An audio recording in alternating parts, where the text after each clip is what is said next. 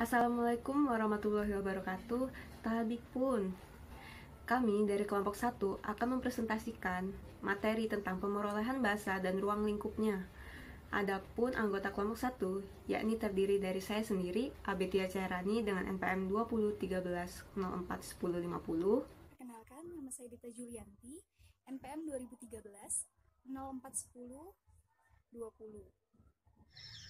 Perkenalkan, nama saya Husnul Hatimah dengan NPM 2013041042. Nama saya Silvina Ulyasarani dengan NPM 2013041024. Nama saya Sri Kartini, NPM 2013041048. Menurut Kencono, belajar adalah perubahan tingkah laku seseorang secara tetap melalui pengalaman, pengamatan, dan bahasa yang dilakukannya secara aktif.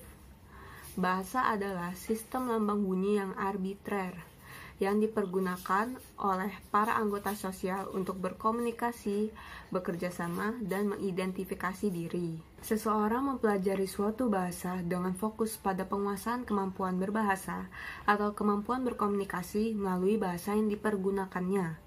Kemampuan ini melibatkan dua hal, yaitu kemampuan untuk menyampaikan pesan, baik secara lisan melalui berbicara, maupun tertulis melalui menulis, serta kemampuan memahami, menafsirkan, dan menerima pesan, baik yang disampaikan secara lisan melalui kegiatan menyimak, maupun tertulis melalui kegiatan membaca. Adapun pengertian pemerolehan bahasa menurut Krida Laksana. Krida Laksana mendefinisikan pemerolehan bahasa atau bahasa acquisition sebagai proses pemahaman dan penghasilan bahasa pada manusia melalui beberapa tahap, mulai dari tahap meraban sampai kefasihan penuh. Sedangkan pembelajaran bahasa atau language learning diartikan sebagai proses dikuasainya bahasa itu sendiri atau bahasa lain oleh seorang manusia.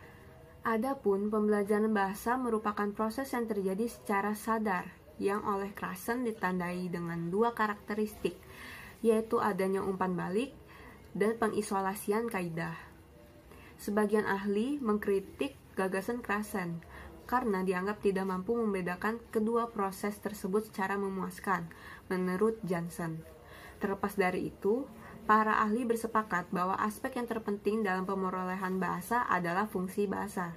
Di sini saya akan membahas mengenai pemerolehan dan ruang lingkup bahasa pertama atau bahasa ibu. Perkembangan pemerolehan bahasa pertama. Perkembangan pemerolehan bahasa anak dapat dibagi menjadi 3 bagian, yaitu perkembangan prasekolah, perkembangan ujaran kombinatori, dan perkembangan masa sekolah. Perkembangan pemerolehan bahasa pertama anak pada masa prasekolah dapat dibagi menjadi pralinguistik, tahap 1 kata, dan ujaran kombinasi permulaan. Perkembangan pralinguistik ditandai oleh adanya pertukaran giliran antara orang tua khususnya ibu pada anak. Pada masa perkembangan ini, anak ia berusaha membedakan dirinya dengan objek lainnya atau dengan orang lain, dan juga hubungannya dengan objek serta tindakan. Setelah perkembangan tahap linguistik, pralinguistik, pemerolehan bahasa anak menginjak ke tahap 1 kata. Pada tahap ini, anak terus-menerus berupaya mengumpulkan nama-nama benda dan fenomena apa saja yang ia temui dan ia jumpai. Bagi orang dewasa, penyampaian ekspresi anak dengan 1 kata yang sangat penting agar dapat memahami apa yang dimaksud oleh anak. Pada perkembangan selanjutnya, yaitu tahap 1 kata, perkembangan bahasa pertama anak lebih mudah ditandai dari ucapannya, dari panjang ucapannya. Menurut Brown et al. 1973, menyatakan bahwa ucapan anak kecil merupakan indikator atau petunjuk perkembangan bahasa yang lebih baik daripada usianya, kronologinya atau urutan usianya. Brown menggunakan jumlah morfem rata-rata per ucapan sebagai ukuran panjangnya, yang disingkat menjadi panjang ucapan rata-rata atau PUR. Pada masa tahap 1 PUR ini, PUR ditandai oleh gerakan dari ucapan satu kata menuju ujaran kombinasi. Ini berarti bahwa satu kata saja dapat mengekspresikan makna tertentu.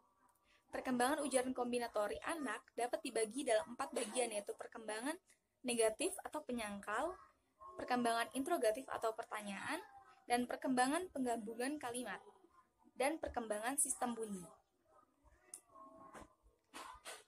Pada perkembangan masa sekolah, orientasi seorang anak dapat berbeda-beda.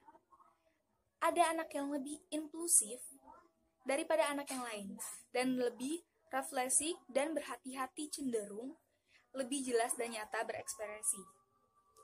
Lebih senang belajar dengan bermain-main, sementara yang lain lebih pragmatis dalam pemakaian bahasa. Di masa ini, setiap bahasa akan mencerminkan kepribadian sendiri. Selama masa sekolah, anak mengembangkan dan memakai bahasa secara unik dan universal. Pada saat ini, anak menandai memberinya ciri sebagai pribadi yang ada dalam masyarakat itu. Perkembangan bahasa pada masa sekolah dapat dibedakan dengan jelas dengan 3 bagian, yaitu struktur bahasa, pemakaian bahasa, dan kesadaran metalinguistik. Strategi pemerolehan bahasa pertama. Yang pertama yaitu strategi meniru. Anak-anak dalam proses pemerolehan bahasa dapat dianjurkan untuk memegang pedoman, tirulah apa yang dilakukan dan dikatakan orang lain. Yang kedua yaitu strategi produktivitas. Produktivitas mengarah pada keefektifan dan keefisienan dalam pemerolehan bahasa.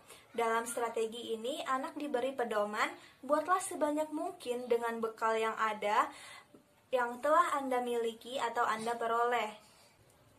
Strategi yang ketiga berkaitan dengan hubungan umpan balik antara produksi ujaran dan respons. Dengan strategi ini, anak-anak dihadapkan dengan pedoman, hasilkanlah ujaran dan lihatlah bagaimana orang lain memberi respon. Strategi yang terakhir yaitu prinsip operasi. Dalam strategi ini, anak dikenalkan dengan pedoman, gunakan beberapa prinsip operasi umum untuk memikirkan serta menetapkan bahasa. Misalnya, hindari kekecualian, hindari pengaturan kembali. Pemerolehan dan ruang lingkup bahasa antara atau interlanguage. Pengertiannya, bahasa antara atau interlanguage adalah bahasa seseorang yang sedang mempelajari bahasa lain. Bahasa antara berbeda dari bahasa ibu dan bahasa yang sedang atau telah dipelajari. Dengan kata lain, bahasa antara atau BA atau interlanguage ialah bahasa yang kedudukannya berada di antara bahasa ibu dan bahasa sasaran yang sedang dipelajari. Namser 1971A, Selinger 1972. Oleh karena itu, BA mempunyai tata bahasa dan ciri-cirinya sendiri. Dengan demikian, BA dianggap sebagai suatu bahasa yang juga mempunyai sistem sendiri sebagaimana bahasa alami atau natural language lainnya. Kajian bahasa antara membahas fenomena kebahasaan yang muncul atau emergensi akibat interaksi antar bahasa, bukan pada hasil akhir proses interaksi tersebut, atau berupa kemampuan berbahasa kedua atau asing terjemahan. Analisis kontrasif merupakan bagian dari kajian bahasa antara. Lingkup kajiannya membahas proses yang terjadi dari persinggungan dua atau lebih bahasa. Daripada fenomena yang ditimbulkan dari persinggungan itu tersendiri, oleh karena itu, kontrasif analisis lebih bersifat diakronik daripada sinkronik. Hal itu disebabkan karena fokus pembahasan tentang proses tersebut membutuhkan waktu untuk mencari asal mula ataupun aspek historis penyebab proses tersebut. Baiklah teman-teman, di sini saya akan melanjutkan untuk menjelaskan materi selanjutnya mengenai tahapan perkembangan bahasa antara. Secara ringkas, teori tahapan perkembangan bahasa antara menurut Corder tahun 1973 dapat dirangkum sebagai berikut. Tahapan yang pertama, yakni adalah tahapan kegiatan acak. Nah, pertama, si belajar berkata Mary can dance. Kemudian diganti menjadi Mary can dance. Nah, tahapan yang kedua adalah tahapan kebangkitan. Pada tahapan ini, si belajar mulai menginternalisasikan beberapa kaidah bahasa kedua, tetapi ia belum mampu membetulkan kesalahan yang dibuat oleh penutur lainnya. Untuk tahapan yang ketiga itu adalah tahapan sistematis. Si belajar sudah mampu menggunakan B2 secara konsisten walaupun kaidah B2 belum sepenuhnya ia kuasai. Nah, untuk tahapan yang keempat ini adalah tahapan stabilisasi. Si belajar relatif menguasai sistem B2 dan dapat menghasilkan bahasa tanpa banyak kesalahan, atau pada tingkat post-sistematik menurut Corder. Nah, itulah dia tadi materi mengenai tahapan perkembangan bahasa antara. Selanjutnya, di sini saya akan menjelaskan mengenai materi proses antar bahasa. Menurut Schlinker, terdapat fenomena-fenomena dalam performance antar bahasa, yakni butiran-butiran, kaidah-kaidah, dan subsistem yang dapat difosilisasikan dengan bantuan 5 proses antar bahasa. 5 proses antar bahasa. Yang pertama yakni transfer bahasa, language transfer. Yang kedua yakni transfer latihan, transfer of training. Yang ketiga yakni adalah siasat pembelajaran bahasa kedua, atau dalam bahasa Inggris yakni strategy of second language learning. Yang keempat, siasat komunikasi bahasa kedua, atau dalam bahasa Inggris strategy of second language communication. Yang kelima, penyamarataan yang berlebihan mengenai bahan linguistik bahasa sasaran. Adapun bentuk-bentuk ucapan-ucapan antar bahasa, yang pertama yakni adalah ucapan ejaan, spelling pronunciation. Yang kedua yakni adalah ucapan sanak, cognate pronunciation. Yang ketiga yakni adalah belajar holofrase, holophrasal learning.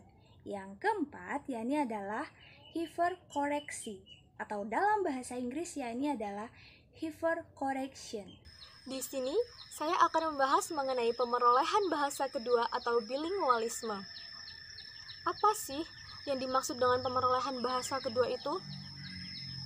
Pemerolehan bahasa kedua atau bilingualisme merupakan rentangan bertahap yang dimulai dari penguasaan bahasa pertama ditambah sedikit menguasai bahasa kedua, yang kemudian terjadi peningkatan penguasaan pada bahasa kedua, sampai akhirnya dapat menguasai bahasa kedua, sama baiknya seperti bahasa pertama. Bahasa kedua yang kita pelajari disebut juga bahasa target. Perlu diingat bahwa bahasa target ini tidak dibatasi, karena bahasa target ini dapat berupa bahasa asing, bahasa daerah, ataupun bahasa nasional. Menurut Akadiah dan kawan-kawan, pemerolehan bahasa kedua merupakan proses saat seseorang menguasai sebuah bahasa lain setelah lebih dahulu ia menguasai sampai batas tertentu bahasa pertamanya. Bahasa kedua biasanya merupakan bahasa resmi di suatu negara tertentu. Oleh karena itu, bahasa kedua sangat diperlukan untuk kepentingan politik, ekonomi, dan pendidikan. Menurut Chair dan Agustina pada tahun 2014, menerangkan bahwa pada umumnya bahasa pertama seorang anak Indonesia adalah bahasa daerahnya masing-masing. Karena bahasa Indonesia baru dipelajari seorang anak ketika memasuki dunia sekolah dan ketika ia sudah menguasai bahasa ibu. Baik, selanjutnya kita akan membahas mengenai faktor-faktor yang memengaruhi pemerolehan bahasa kedua. Faktor pertama, yaitu faktor usia. Anak-anak pada umumnya lebih mudah dalam mempelajari suatu hal baru, sedangkan orang dewasa tampak mendapat kesulitan dalam mencapai tingkat kemahiran bahasa kedua. Yang kedua, yaitu faktor bahasa pertama. Para pakar pembelajaran bahasa kedua berpendapat bahwa bahasa pertama memberikan pengaruh yang besar pada pemerolehan bahasa kedua, karena secara sadar atau tidak sadar, seorang pembelajar akan melakukan transfer unsur bahasa pertamanya ketika ia menggunakan bahasa kedua. Yang ketiga, yaitu faktor lingkungan. Lingkungan bahasa sangat penting bagi seorang pembelajar untuk dapat berhasil dalam menguasai sebuah bahasa baru atau bahasa kedua itu. Apa sih yang dimaksud dengan lingkungan bahasa itu? Lingkungan bahasa adalah segala sesuatu yang didengar dan dilihat oleh seorang pembelajar sehubungan dengan bahasa kedua yang sedang ia pelajari. Alhamdulillahirrabbilalamin. Sekian presentasi dari kelompok 1 tentang pemerolehan bahasa dan ruang lingkupnya. Semoga teman-teman dapat memahami dan mengerti materi ini. Jika terdapat kesalahan kata, kami mohon maaf dan kepada Allah kami mohon ampun. Wabillahi taufiq wal hidayah. Wassalamualaikum warahmatullahi wabarakatuh.